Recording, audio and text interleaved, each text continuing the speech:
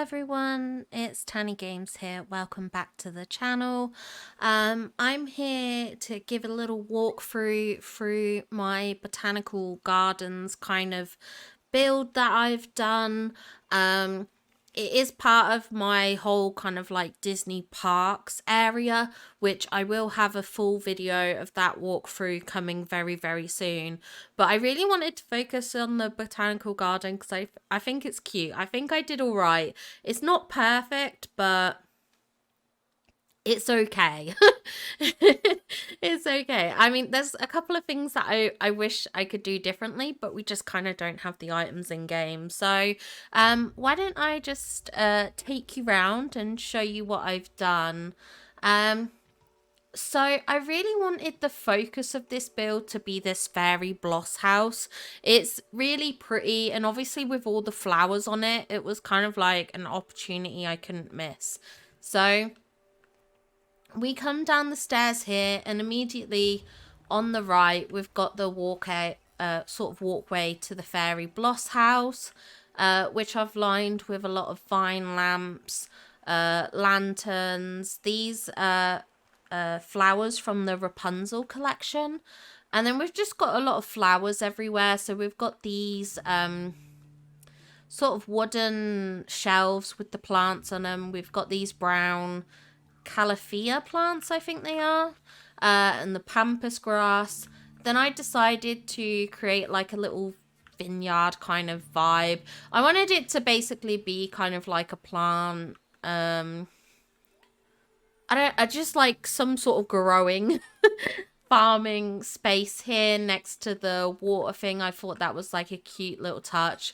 Although now that I am looking at it, I do think maybe I should have gone for something a bit smaller, rather than these grapes. I think I could have used with something different to plant there, but it is what it is.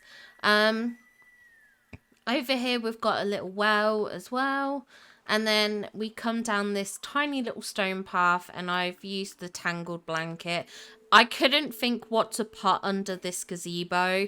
This build may change over time if we get more like floral decor. I may change this, but for now this is what we've got here. And then if we come around here, we've got the little water fountain and the fairy godmother benches, which you can sit on, which again, I've kind of framed with these blue flowers. Again, if we had more kind of like floral items, I would probably use them. Now, on the other side of that, we've got a bit of a contrast. We've got, this I wanted to be kind of like the arid, desert-y kind of foliage. So we've got a lot of cactuses in here, things like that. I actually used the Dreamlight fountain here. I just like the combination of the water and the flames. I thought that would make a good kind of decor piece. And the actual sand sculpture, because it's got the little cactus plants on it as well. So I thought that would be a really, really cute addition to add to this area.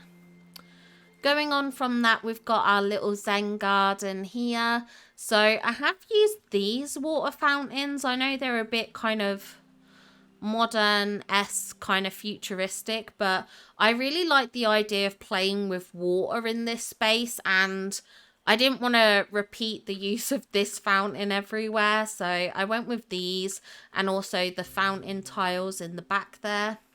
I used these bronze stone rocks. I don't think it's really ideal for this setting. I don't think it fits in, but I just wanted something else kind of in here. And we haven't got much in the way of statues. Like, we've got a couple of... Oh, I've not got them there. Here we are. I've got a couple of these, like, mossy stone things, but I've used them as a transitional, because when you put them on the gravel path, they actually have, like, a grassy ring around them. So I went for this instead. The little mining rock is accessible here, so I can still get to that when needed. Oh my god, these plants are spawning in everywhere. And then I've got the turning red statues with these little lanterns as well. So I made use of the bamboo. So hopefully I pulled that off quite well. And then to transition through, we've got these rock sculptures And then I've got this little swinging tree item. I love this. I wish it was on a smaller scale because it does take a lot of room. But it is really cute. You know, you can sort of sit here and it's framed quite nicely with the trees. And then opposite that, we've got a bunch more lanterns. We've got these cute little bamboo benches. And then we've also got a little boat in the water here surrounded by the lily pads. And there is another little boat over there in the background. Anyway, we come around here and we get kind of, I guess, more tropical and wet in the kind of climate. I put this jacuzzi in. I thought it would act as like a nice little water feature. Sorry about the angles. It can be hard to get with the amount of trees I've got in here. So I've just filled the place with like bushes and foliage, and then we've got the water feature. Then we've got these little waterfalls as well before we get to Nala's Oasis, which I think looks really cute. And we can actually come around here and sit in the little hammock here, which I think is pretty cute. And you can just about get to the mining spot. You have to kind of like creep around here, but yeah, you can still get to that. And then you can see the waterfall and the boat here. Coming back round, you can get access up to this level of the lagoon. So you can still get up there. And then we come into the more, what I like to class as like a structured garden. So we've got the figment topiaries here. Again, I had to make it accessible for the mining spot. And then we've got some just kind of like foliage clutter, if I can talk. And then we've got some more structured kind of flower beds. We've got the Beauty and the Beast fountain here as well, and you can access these benches if you want to sit on them as well. And then we've got the gazebo with the little picnic blanket underneath and surrounded by a lot of florals, foliage and things like that. Again, I kind of wish we had a bit more variety in the foliage. We had like, if we had some really big flower bushes, because I don't think these bushes that we have are kind of like florally enough. They're a bit too bland. And then I've basically done this kind of more structured pathway using these flower beds. Just trying to get a variety of the flowers for that difference in there.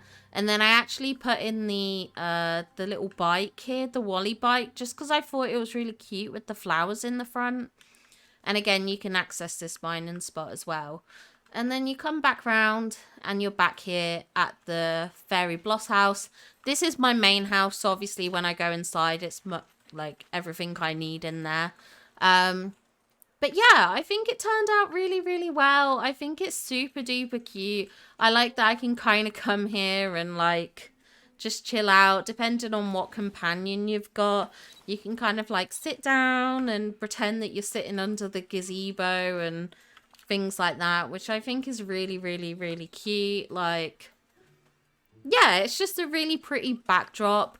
I did make use of a lot of the trellises. So we've got these trellises, which you first get in game. And then these trellises. That's a lot of trellises.